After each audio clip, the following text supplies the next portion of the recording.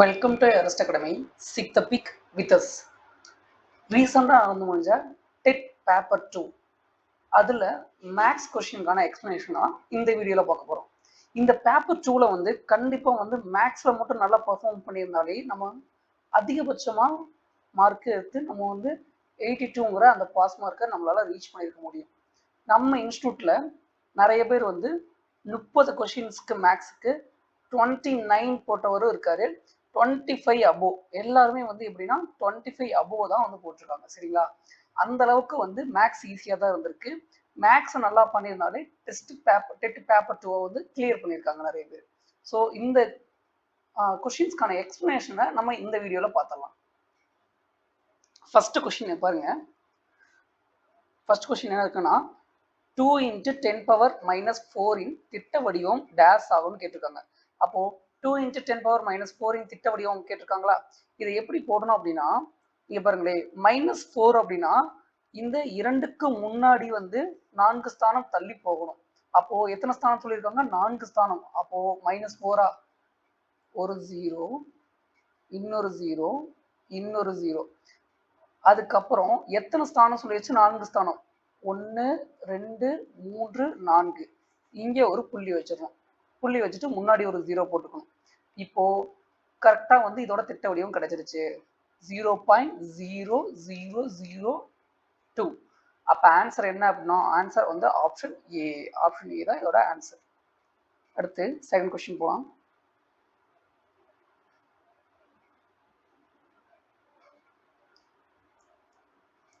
அடுத்த கொஸ்டின் பாருங்க. ஒரு முக்கோணத்தின் பரப்பு 108 சென்டிமீட்டர் ஸ்கொயர் மற்றும் அடிப்பக்கம் 18 சென்டிமீட்டர் எனில் அதன் உயரம் என்னன்னு கேட்டிருக்காங்க. ஒரு முக்கோணம் இருக்குன்னு வச்சுக்கலே, ஒரு முக்கோணத்துல கண்டிப்பா என்ன இருக்கும் அப்படின்னா, அதுல வந்து அடிப்பக்கம் இருக்கும், உயரம் இருக்கும். அப்போ இதோட பரப்பு கொடுத்தாச்சு. அப்போ முக்கோணத்தின் பரப்பளவுக்கான ஃபார்முலா நமக்கு தெரிஞ்சிருந்தாலே இந்த சம்ம ஈஸியா போடலாம். முக்கோணத்தின் பரப்பளவுக்கு ஃபார்முலா என்ன? ½ × b × h. இப்போ பரப்பு எவ்வளவு? 108 சென்டிமீட்டர் ஸ்கொயர். ½ அடிப்பக்கம் எவ்வளவு கொடுத்துருக்காங்க? b = 18 centimetre. அப்போ 18. உயரம் தான் நான் கண்டுபிடிக்க போறோம். அடிச்சா ஆன்சர் வந்துருமா? 2 9s 18. 9 வந்து 108ஆல் அடிக்க போறோம். 1 9 9, மீதி 1 இருக்கும், 18. ஈரம்போ 18. அப்போ h எவ்வளவு? 12. அப்போ உயரம் எவ்வளவு கண்டுபிடிச்சிருக்கா? 12 கண்டுபிடிச்சாச்சு. இதற்கான ஆன்சர் வந்து ஆப்ஷன் சி, 12 சென்டிமீட்டர்.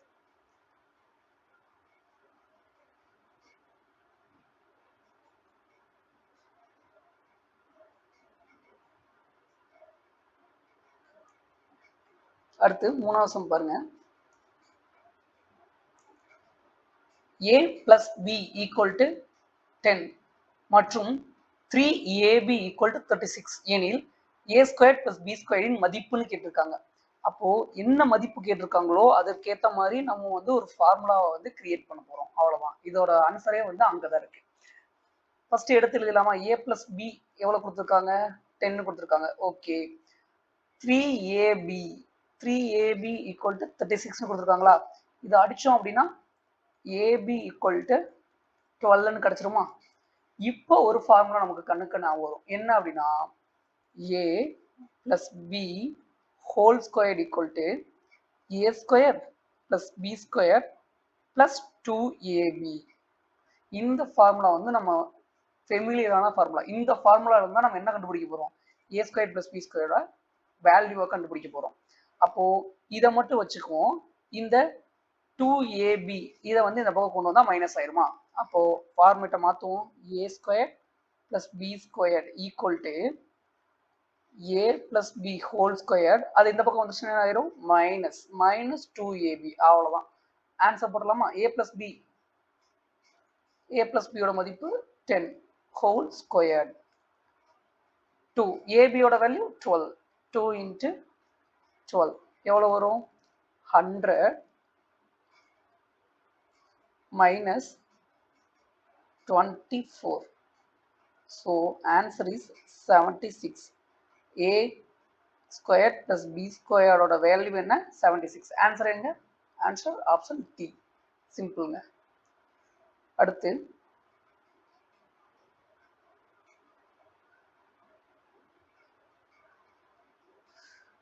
முக்கோணத்தின் பக்க அளவுகள் கொடுக்கப்பட்டுள்ளது. என்னென்ன அளவுகள் கொடுத்துருக்காங்க? 4 அளவுகள் கொடுத்துருக்காங்க.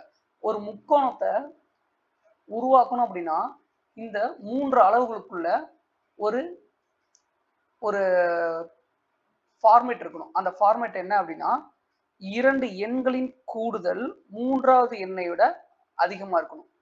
இப்போ எக்ஸாம்பிளுக்கு ஃபர்ஸ்ட் ஆப்ஷன் எடுத்துக்குவோம். 7 + 5 எவ்வளவு? 7 + 5 வந்து 12. அது 10 விட அதிகமா இருக்கா? இருக்கு. அப்போ இது கரெக்ட். அதே மாதிரி 3 விதமா செக் பண்ணணும். அடுத்து 10 + 5 எவ்வளவு? 15. அது 3வது எண்ணை விட 7 விட அதிகமா இருக்கா? அப்போ அதுவும் கரெக்ட். அடுத்து வேற என்ன இருக்கு? 7 10. 7 + 10 எவ்வளவு? 17. 3வது என்ன இருக்கு? 5. அப்போ அதை விட அதிகமா இருக்கா? அப்போ இந்த 3 விதமான ஃபார்மேட்டையும் அது வந்து சாட்டிஸ்ஃபைட் பண்ணணும். அப்படி சாட்டிஸ்ஃபைட் பண்ணிடுச்சுன்னா இந்த கொடுக்கப்பட்டுள்ள அளவுகள் ஒரு முக்கோணத்தை உருவாக்க இயலும்.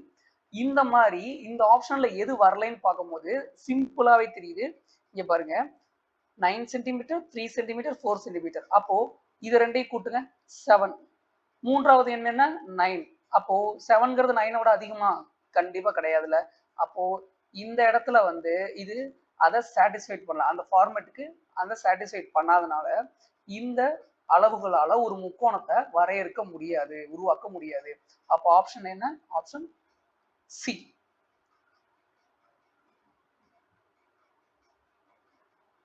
அடுத்து 36ன் காரணிகள். இந்த சம் ரொம்ப ரொம்ப ஈஸி. 36ன் காரணிகள் என்னன்னு கேட்டிருக்காங்க.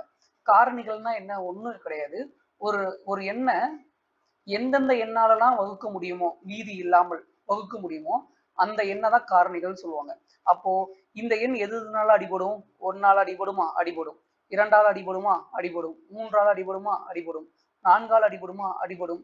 6ஆல் அடிபடுமா? 6 36 அடிபடும். 9ஆல் அடிபடுமா? 9 4 36 அடிபடும். 12ஆல் அடிபடுமா? 12 3 36 அடிபடும். 18 அடிபடுமா? 18 2 36. 36 × 1 36. அப்போ இந்த அளவுகள் அனைத்தாலும் இது வந்து மீதியின்றி வகுடும் காரணத்தால் இதுதான் அதோட காரணிகள் ஆகும். அடுத்து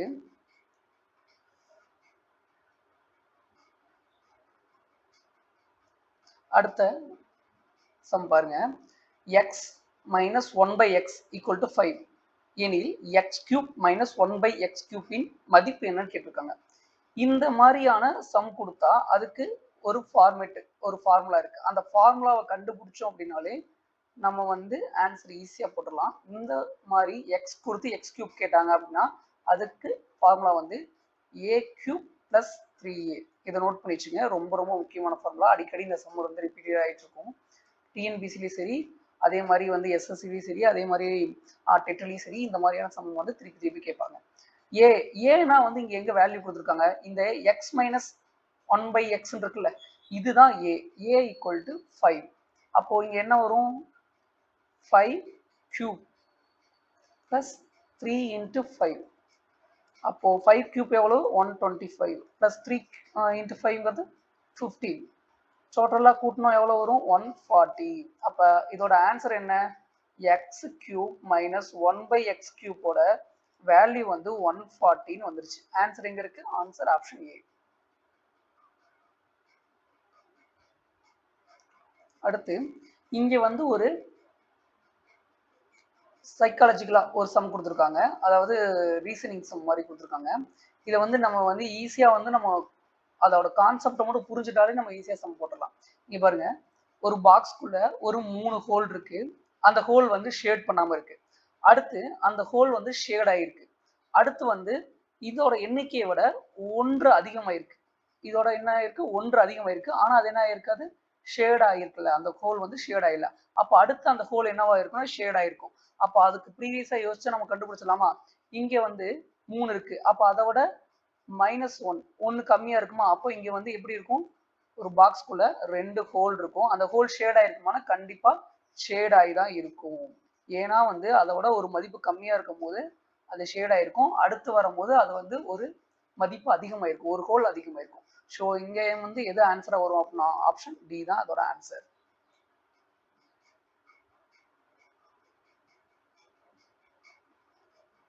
அடுத்து பின்வரும் இணைகளில் எவை சார்பகா இணைகள்? பின்வரும் இணைகளில் எவை சார்பகா இணைகள்னு கேட்டிருக்காங்க. சார்பகா இணைகள்னா என்னன்னு ஃபர்ஸ்ட் புரிஞ்சுக்கணும். ஒரே எண்ணால இரு இணைகளை, இரண்டு எண்களை தான் இணைகள் சொல்றாங்க. ஒரே எண்ணால இரண்டு எண்களையும் அடிக்கக்கூடிய எண்களா இருக்காத ஒரு இணை தான் வந்து சார்பகா இணைகள் சொல்லுவாங்க. இப்போ இங்க பாருங்க, ஆப்ஷன் ஏ 20, 25 ரெண்டையுமே ஒரே நம்பரால் என்னால் அடிக்க முடியும். என்ன நம்பர்? 5. 52, 91 இதை பார்த்தா அடிக்க முடியாத மாதிரி தெரியல, ஆனா ஒரு எண் இருக்கு. என்னன்னா 13. 13 என்ற எண்ணால் வந்து என்ன பண்ண முடியும்? 52, 91 அடிக்க முடியும். அடுத்து இங்க பாருங்க, 9, 99, 81, 11, 99. அப்ப இரண்டு எண்களும் ஒரே எண்ணால் அடிபடுது. அப்ப இதெல்லாமே வந்து அந்த இணைகள் கிடையாது. இதுல எது சார்பகா இணைகள்னா 71, 81 தான் சார்பகா இணைகள். சிம்பிளான ஒரு கான்செப்ட் தெரிஞ்சதுன்னா இங்க ஒரு மார்க். அடுத்து, இராணுவ முகாமில் 200 போர் வீரர்கள் தங்கியுள்ளனர். அவ்வீரர்களுக்கு 40 நாட்களுக்கு தேவையான உணவுப் பொருள் முகாமில் உள்ளது. 50 போர் வீரர்கள் கூடுதலாக வந்தால் உணவுப் பொருள் எத்தனை நாட்களுக்கு போதுமானதாக இருக்குன்னு கேட்டிருக்காங்க. இது ஒரு பாக்ஸ் கொஸ்டின், பாக்ஸ் மெத்தட்ல ஈஸியா போட்டுடலாம். இப்ப பாருங்க, எத்தனை வீரர்கள்? ஃபர்ஸ்ட் 200 வீரர்களுக்கு எத்தனை நாட்களுக்கு தேவையான உணவு? அது 40 நாட்களுக்கு தேவையான உணவை வச்சுட்டாங்க. ஆனா அதே உணவை பயன்படுத்துறதுக்கு இன்னும் 50 போர் வீரர்கள் கூடுதலா வராங்க. அப்போ வீரர்களின் எண்ணிக்கை 50 கூடிருச்சு, 250. அப்போ வீரர்களின் எண்ணிக்கை என்ன ஆயிடுச்சு? வீரர்களின் எண்ணிக்கை உயர்ந்துருச்சு. நாட்களோட எண்ணிக்கை குறையுமா அதிகரிக்குமா? நாட்களோட எண்ணிக்கை கண்டிப்பா குறையும், ஏன்னா வீரர்களோட எண்ணிக்கை அதிகமாயிடுச்சு. அப்போ இது எதிர்விகித தொடர்புடையது. எதிர்விகித தொடர்புடையதுனாலே டைரக்டா நம்ம மல்டிப்ளை பண்ணோம். அப்போ 200 இன்ட்டு 14 போடுவோம், ஈக்குவல் டு 250 இன்ட்டு எக்ஸ். இந்த ஜீரோவையும் இந்த ஜீரோவையும் அடிச்சிருவோம். 1 25 25, 8 25 200, 8 நாள் 32. அப்போ எக்ஸ் ஈக்குவல் டு எவ்வளவு வருது? 32. அப்போ 250 பேருக்கு அந்த உணவானது 32 நாட்களுக்கு போதுமானதாக இருக்கும். 8 நாள் வந்து ஷார்டேஜ் ஆகும். அப்ப ஆன்சர் வந்து என்னது? ஆப்ஷன் சி, 32 நாட்கள்.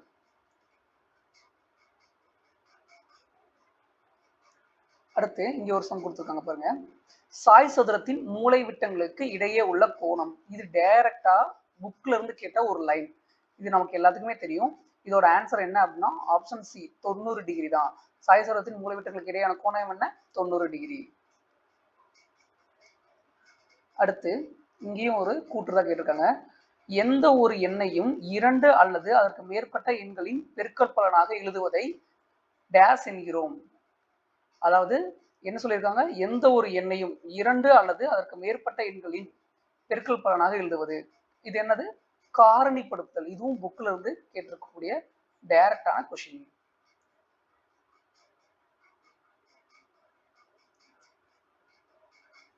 அடுத்து, ஒரு இணைகரத்தின் அடிப்பக்கமானது அதன் உயரத்தை போல் 3 மடங்காகும். இது ரொம்ப முக்கியங்க. உயரத்தை போல எவ்வளவு மடங்கு? 3 மடங்காகவும் அதன் பரப்பளவு 243 சதுர சென்டிமீட்டராகவும் இருப்பின் அடிப்பக்கம் உயரம் முறையே. அடிப்பக்கமும் கேட்டிருக்காங்க, உயரமும் கேட்டிருக்காங்க. அப்ப இணைகரத்தோட ஃபார்முலா என்னன்னு நமக்கு தெரியணுமா? அப்போ இணைகரத்தோட ஃபார்முலா என்ன? இணைகரத்தின் எதற்கான ஃபார்முலா? பரப்பளவுக்கான formula. a plus b divided by 2 into h. அப்போ a plus b எவ்வளவு கொடுத்துருக்காங்க? சரி, இணைகரத்தின் ஃபார்முலா தானே கேட்டிருக்காங்க. இணைகரத்தின் ஃபார்முலா வந்து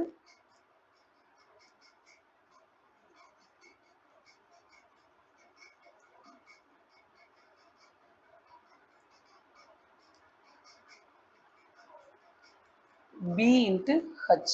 இணைகரத்தின் ஃபார்முலா வந்து b into h. இணைகரத்தின் பரப்பளவு எவ்வளவு கொடுத்துருக்காங்க? இணைகரத்தின் பரப்பளவு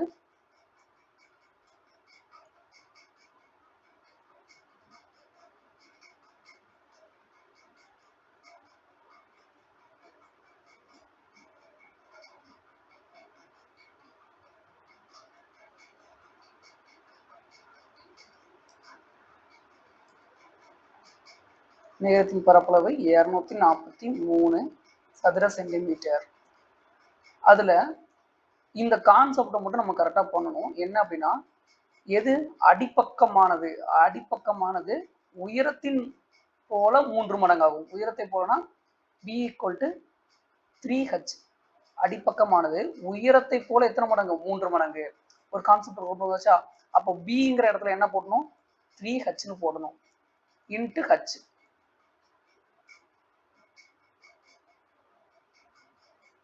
அப்ப இங்க என்ன ஆன்சர் வரும்?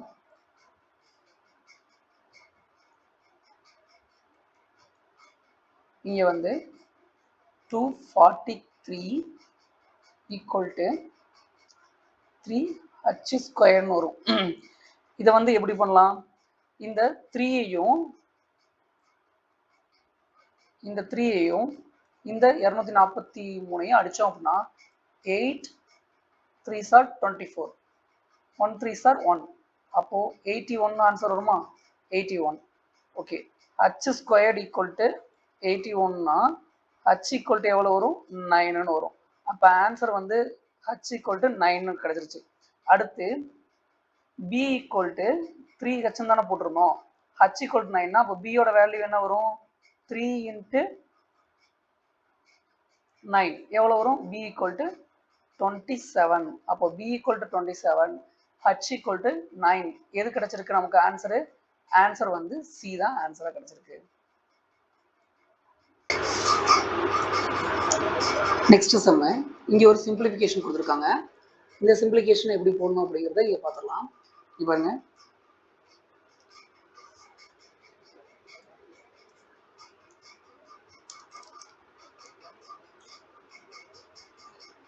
டூ பை 5 டிவிஷன் ஒரு ப்ராக்கெட் இருக்கு, 1/5 half இருக்கு,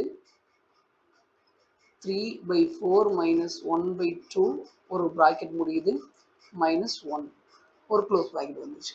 இப்போ இதுக்கு ஃபார்மேட் இருக்குல்ல, என்ன? BODMAS, அதாவது போர்ட் மாஸ்லி. பினா வந்து என்னது? ப்ராக்கெட், ஓனா ஆஃப், டினா டிவிஷன், எம்னா மல்டிப்ளிகேஷன், ஏனா அடிஷன், எஸ்னா சப்ராக்ஷன். இந்த ஃபார்மேட்டை தான் நம்ம வந்து என்ன பண்ணுவோம்? ஒரு சம்மை சால்வ் பண்ண முடியும். இப்போ இதுல என்னென்ன இருக்கு? ஒரு பெரிய பாக்ஸ் இருக்கு, அதுக்குள்ள சின்ன ஒரு பாக்ஸ் இருக்கு. ஃபர்ஸ்ட் சின்ன பாக்ஸை நம்ம வந்து சால்வ் பண்ணிடலாம். 3/4 - 1/2 கீழே ரெண்டுமே ஒரே மாதிரியா மாற்றணும்னா இங்கே வந்து 2ஆல பெருக்குனா 4ன்னு மாறிடும். அவன் மேலே என்ன பண்ணுவோம்? நம்ம 2ஆல பெருக்குவோம். அப்போ 3/4 - 1/2/4, ஏன்னா 1 2s are 2. அப்போ வந்து இந்த ப்ராக்கெட்டை நம்ம வந்து அடுத்த லெவலுக்கு கொண்டு போயாச்சு. அடுத்து இது ரெண்டையும் பண்ணும்போது என்ன ஆகும்? 3 - 2 1, 1/4. ஓகே, பாக்ஸ் போடுறத விடக்கூடாது. அடுத்து இந்த பக்கம் என்ன இருக்கு? -1 இருக்கு. இந்த -1 எல்லாம் மறந்துடாம நம்ம எழுதிக்கிட்டே இருக்கணும். அடுத்து நெக்ஸ்ட் என்ன பண்ண சொல்லியிருக்காங்க? ஆஃப் பண்ணணுமா இல்லை சப்ராக்ஷன் பண்ணணுமா? இங்கே என்ன கொடுத்துருக்காங்க? நெக்ஸ்ட்டு ஆஃப் தான் கொடுத்துருக்காங்க. அப்போ ஆஃப் தான் பண்ணணும். அப்போது எப்படி போடணும் அப்படின்னா 1/5 இன்ட்டு 1/4 எவ்வளோ வரும்? 1/20. ஓகே, -1. அதுக்கப்புறம் இங்கிட்ட என்ன இருக்கு? 2/5 டிவிஷன்ல இருக்கு. இது ஒரு ப்ராக்கெட். இந்த ப்ராக்கெட்டையும் நம்ம மறக்கவே கூடாது. அடுத்து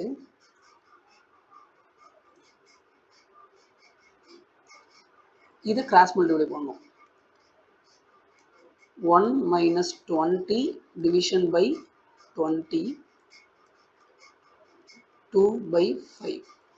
ஓகே, இது என்ன வரும்? 2/5 19/20. இந்த டிவிஷனை மல்டிப்ளிகேஷனா மாற்றணும்னா நம்ம என்ன பண்ணுவோம்? மல்டிப்ளிகேஷனா மாற்றணும்னா 2/5 இன்ட்டு 20 டிவிஷன் பை 19 போடுவோம். இப்படி மாற்றினா அது டிவிஷனாக மாறிடும், மல்டிப்ளிகேஷனாக மாறிடும். 1 5s are 5, 4 5s are 20. அப்போது 2 × 4 8. என்ன 8 வரும்? இங்க வந்து -19 தான் போட்டிருப்போம். ஆக்சுவலா இங்க வந்து என்ன இருக்குன்னா -19 -19 அப்போ -19 இங்க என்ன வந்திருக்கும், இங்கேயும் மைனஸ் வந்திருக்குமா, -8/19. ஆன்சர் -8/19 எங்க இருக்கு பாருங்க. ஆன்சர் வந்து ஆப்ஷன் ஏ. ஆன்சர் வந்து ஆப்ஷன் ஏல இருக்கு. அடுத்து சொல்லுங்க. ஒரு இருபக்க சரிவகம் வடிவில் உள்ள மைதானத்தின் இணைப்பக்கங்கள் 42 மீட்டர் மற்றும் 36 மீட்டர். இணைப்பக்கங்களுக்கு இடையே உள்ள தொலைவு 30 மீட்டர் எனில் மைதானத்தை சமப்படுத்த ஒரு சதுர மீட்டருக்கு 100 வீதம் செலவு ஆகும் எனில் மொத்த செலவு என்னன்னு தான் இவங்க கொஸ்டினா கேட்டிருக்காங்க. இப்போ சரிவகத்தோட ஃபார்முலா நமக்கு தெரியணும், சரிங்களா? சரிவகத்தோட பரப்பளவோட ஃபார்முலா தெரியணும். சரிவகத்தோட பரப்பளவோட ஃபார்முலா என்ன அப்படின்னா a+b/2 × h.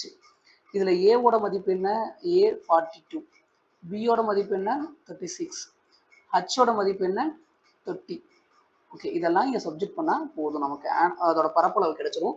அதுவும் வச்சுக்கிட்டு நம்ம என்ன பண்ண முடியும், நம்ம அதோட மல்டிப்ளை பண்ணி அதோட ஆன்சர் கண்டுபிடிச்சலாம். a+b எவ்வளவு 42 + 36 /2 × 30. 78 /2 × 13 வரும். இப்போ இதை அடித்தோம் அப்படின்னா நமக்கு என்ன வரும்னா 15. 78 × 15 எவ்வளோ வரும் அப்படின்னா 1170 கிடைச்சிடும். 1170 கிடைச்சிடும். இதோட நமக்கு எவ்வளோ, ஒரு சதுர மீட்டருக்கு எவ்வளோ தான் செலவாகுது, 100 ரூபா செலவாகுது. அப்போ சரிவகத்தோட பரப்பளவு எவ்வளோனா 1170 × 100. அப்போ 1170 × 100னா 1,70,000. சாரி 1,17,000. ஆன்சர் வந்து என்ன அப்படின்னு வரும்னா 1,17,000 ரூபாய் அதுக்கு செலவாகும். அடுத்து இந்த சம் வந்து ஒரு கான்செப்ட் வைஸ் சம் தான். வட்டத்தின் சமவில்கள் டேஸ் கோணங்களை தாங்கும். சம கோணங்களா, எதிர்கோணங்களா, சமமில்லாததா, இல்லை இவற்றில் எதுவும் இல்லையா? ஆன்சர் வந்து ரொம்ப ஈஸி தான். இங்கே பாருங்க, ஒரு வட்டம் போட்டாச்சு, அதில் வந்து கோணங்கள் எப்படி இருக்கும், இதான் வந்து வட்டத்தோட நாணத்திலேயே மிகப்பெரிய நான் வந்து என்னன்னு சொல்லுவாங்கன்னா விட்டம் சொல்லுவாங்க. இந்த விட்டம் தான். இப்போ வட்டத்தின் வில்கள் தானே கேட்டிருக்காங்க. இங்க பாருங்களே, இங்க ஒரு வில் இருக்குன்னு வச்சுக்கோங்களேன். சாரி, கொஞ்சம் கோணையா போகுது. இங்க ஒரு வில் இருக்குன்னா இதோட ஆப்போசிட் இதுதான் வில், சரிங்களா? இங்க ஒரு வில் இருக்கு அப்படின்னா இதோட ஆப்போசிட் இதுதான் வில். அப்போ ஒரு வட்டத்தை எப்படி பண்ணுது, சமமா தான் கோணங்களை பிரிக்குது. அப்போ ஒரு வட்டத்தின் சமவில்கள் சம கோணங்களை தான் தாங்கும். ஆன்சர் வந்து ஆப்ஷன் ஏ. இதுவரையும் நம்ம வந்து 15 கொஸ்டின்ஸ் பார்த்தாச்சு. இந்த 15 கொஸ்டின்ஸ்ல உங்களுக்கு வந்து ஏதாச்சும் டவுட் இருந்துச்சுன்னா கமெண்ட்ஸ்ல லீவ் பண்ணுங்க, சரிங்களா? மீதி இருக்கிற கொஸ்டின்ஸை வந்து அனதர் பார்ட் வீடியோவில் பார்க்கலாம். தேங்க்யூ ஃபார் வாட்சிங்.